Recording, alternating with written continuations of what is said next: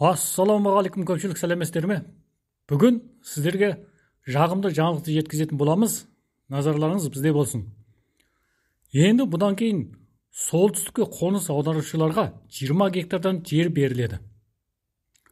Оңтүстіктен солтүстікке қоныс аударған қазақстандықтарға 20 гектар жер берілетіндігі туралы Еңбек және халықты әлеуметтік қорғау министрлігі көші-қон комитеті төрағасының міндетін атқарушы Ильяс Испанов айтып берді. Енді биыл заң жобасында көшіп барған азаматтарға кезексіз өз шаруашылығын жүргізуге 20 гектарға дейін жер беру мәселесі тұр. Бұрын қандастар солтүстікке көшіп барса, кезексіз жеке шаруашылық 20-да 40 соттық жер немесе 1 гектарға дейін жер беретінбіз. Енді шаруа қожалығын жүргізуге 20 гектар жер беріледі.